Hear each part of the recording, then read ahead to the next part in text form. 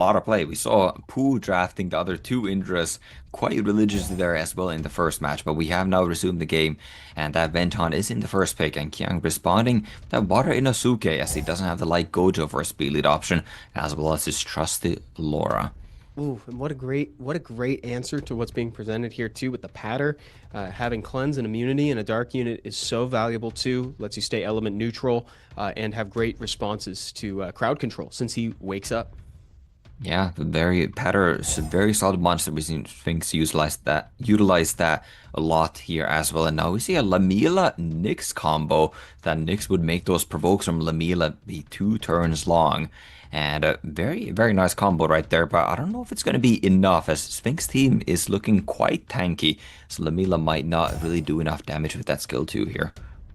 Yeah, Nicks and provokes are so much fun. I know chat's tired of hearing about it, but I love living vicariously through my friend's Nicks. It lets me play some really cute little comps here. An aggressive Sonya at the end here, actually, Topa. That's a good pick.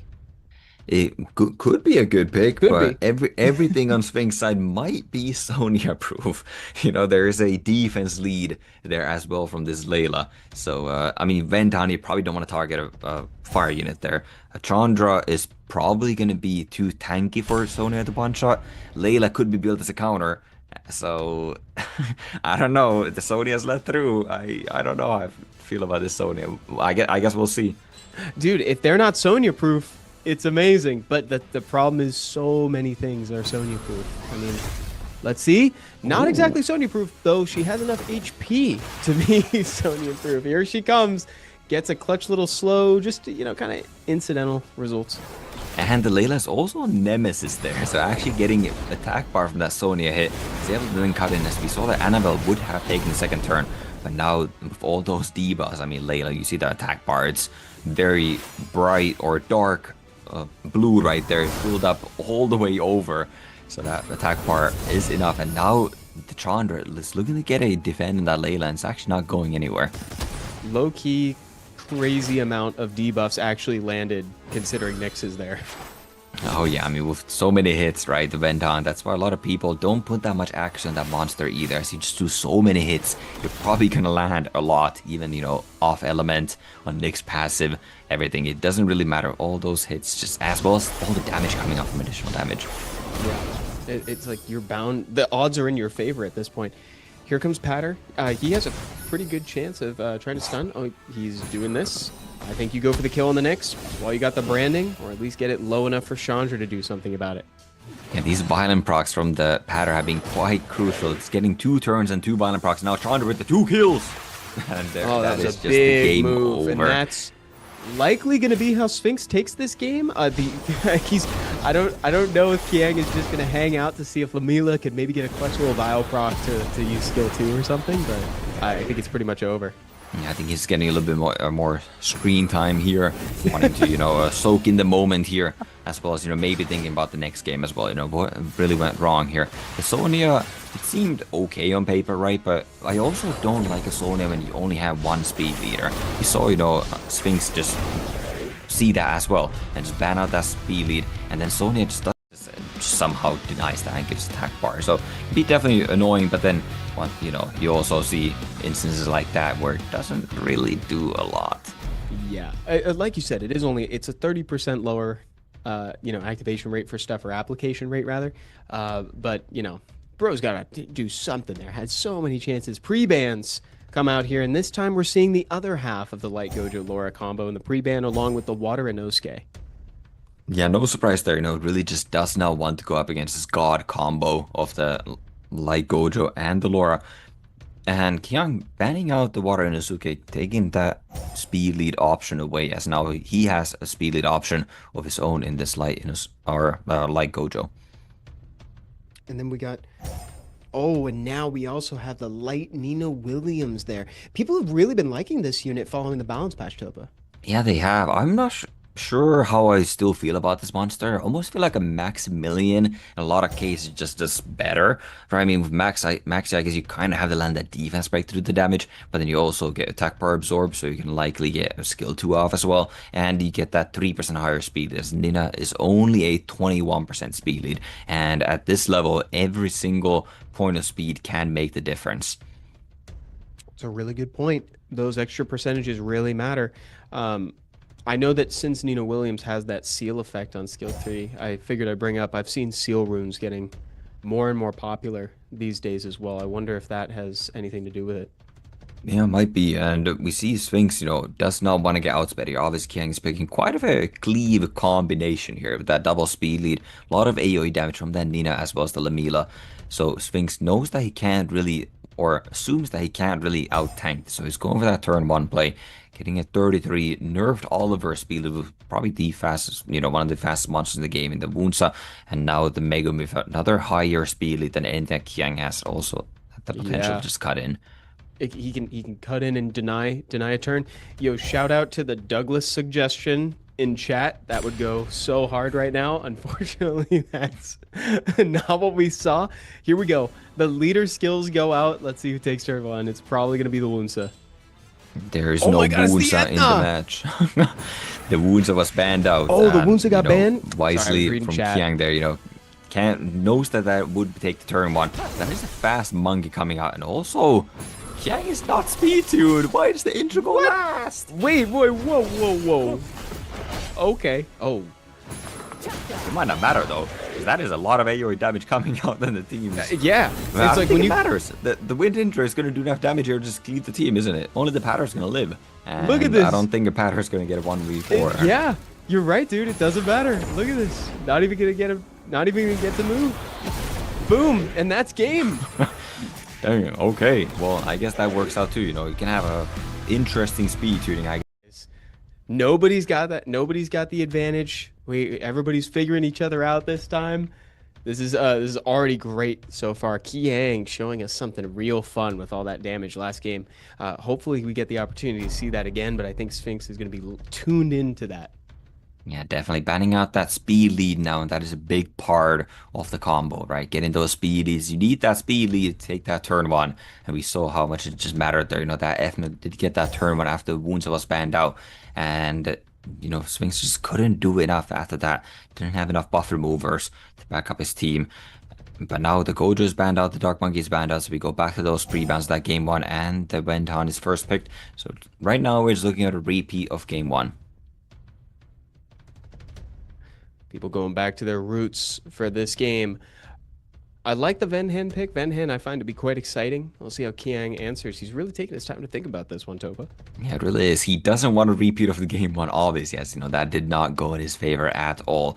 Just thinking of what can he do here to change it up, but looks like he couldn't think of anything, and he's going back to game 1. Uh-huh. When in doubt, you know.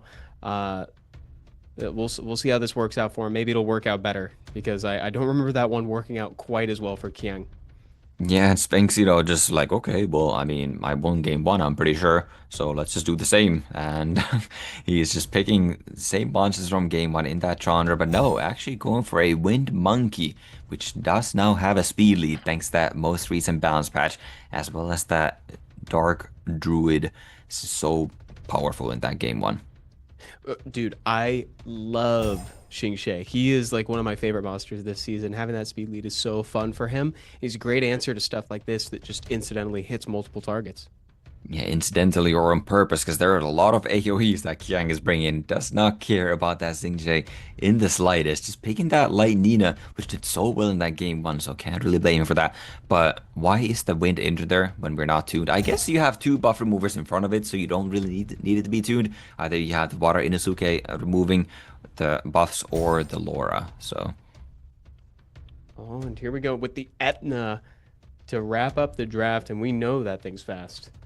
Yeah, the Fna is fast, but this almost you're forced to ban. This is weird because you kind of have to ban out the Hey Gang. Actually, the Layla is not on immunity. We saw in game 1 that Layla is on Nemesis, so there's something to keep in mind. And also We do. That's a weird ban coming out of Sphynx because he lets two AoE buff removers that move in front of the Nina to go through. I would like to see him ban out either the Water Inosuke or the Laura. One of them goes, the other one goes first, and then your pattern just. Oh my goodness! But then the Water Inosuke misses everything, and I guess it doesn't really matter then. Yeah, that's the Water Inosuke. He's been missing quite a few buffs tonight, and that's like his main job, dude. It really is. I don't know if I agree with this Laura. Oh my goodness. Well, actually, no, you can't stun the pattern, so it doesn't really matter here. Well, you can stun the pattern, but it's going to cleanse itself. I think I almost would have liked to see the Laura just go for a skill 2 there. Because right now, you know, you obviously give the immunity to everything. And we know that he's not tuned on that interest well as the Nina. But now that Layla has something to say about that. Through 3 buffs, managed to get rid of the immunity on that Nina Williams. And it is now sitting with a whole lot of debuffs on top of it.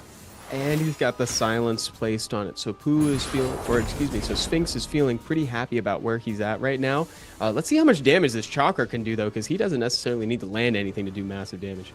Yeah, well, he is going to be landing a lot of stuff, which then provides... Okay, he actually opts to go for that skill 1. Doesn't want to give all that attack bar at the Sphynx team here. As obviously, anything... If he buff removes any of those monsters and applies a debuff, that is going to be the Hagen passive activating twice.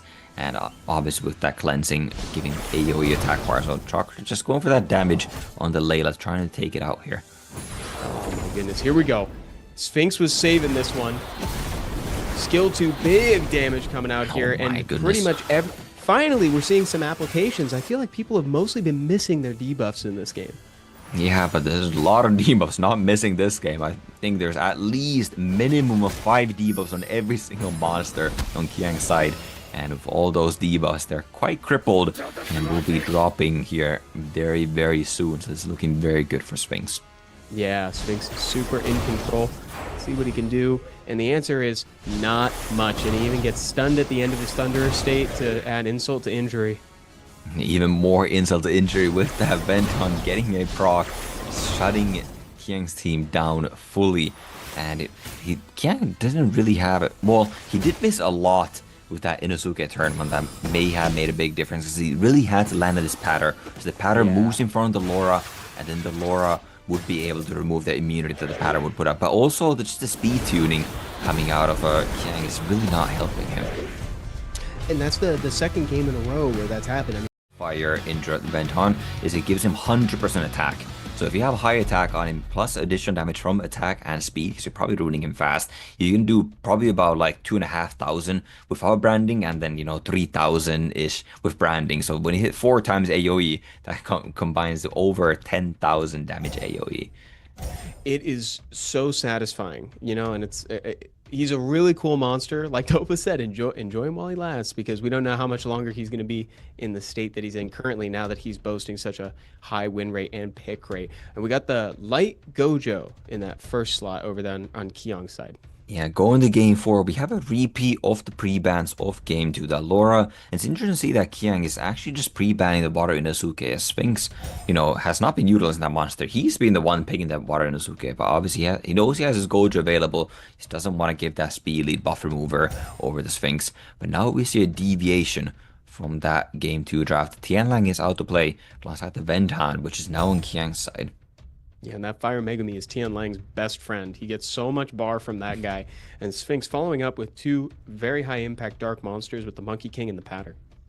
Yeah, very high impact there. We'll see if Qiang is still going for that cleave. Does he pick that light Nina? It did work out quite well for him, but the Pattern does look to counter that also. And he doesn't really have that many... Well, we do have the light Gojo, very consistent buff. Well, not even a very consistent, but quite consistent buff remover. But the Tianlang is not all too consistent. And he pivots into a Wusa here instead. Oh, some immunity in the face. It's good, but there's already quite a few strip options over here. And now you're basically... Do you have to ban the Gianna with that in mind? Yeah, I think you almost have the bandage. I really don't like Qiang's position here. I think Sphynx is looking very strong because I think Sphynx, all he has to do is ban out this light Gojo. There's no speed lead, and then you're going to outspeed and completely just run over Qiang's team here. Either you get a full team stun with the Gianna or the Dark Monkey, as I assume, both of those. Well, I assume the Chakra is actually tuned, unlike on Qiang's side, and, we'll be able to get the strip in front of that Dark Monkey. Yeah, this is... it's looking good on paper. for Sphynx here. We'll see how it ends up actually going in the game. Again, Sphynx at match point here with 2 points on the board. Let's see here. We got Chakra moving ahead. So now he can get a good strip here to set up for the Dark Monkey King.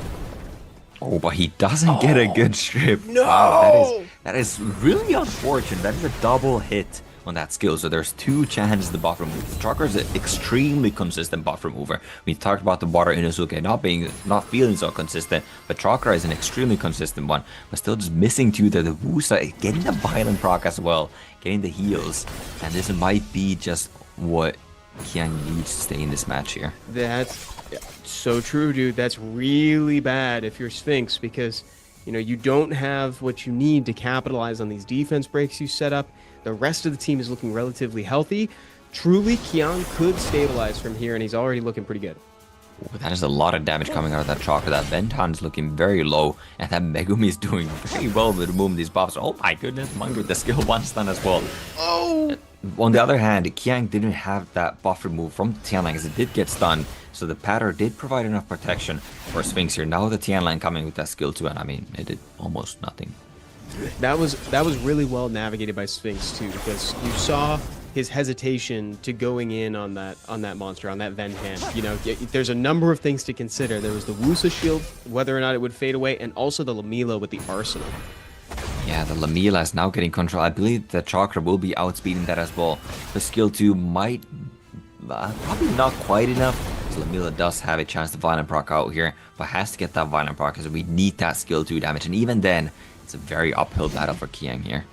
Yeah, and also there's still 4 monsters in play. Oh. She procs out. Here comes the arsenal. You see that damage split amongst all the monsters, though. It's not that bad. Man, if only that Tianlang had a bit more damage and was able to take out that Megumi, that damage would have been only spread between 3 monsters then. And that would have been incredible for Qiang. But right now, as you mentioned, that damage is not so much. Sphynx team is very tanky, and now Pata responds back to violent proc, and that is going to base take out Tianlang and move Sphynx into the finals. Yeah, this was really well drafted by Sphynx. It felt like he had duplicates of everything he needed, which is, RTA. It's an RTA masterclass here from Sphynx when it comes to that pick ban phase.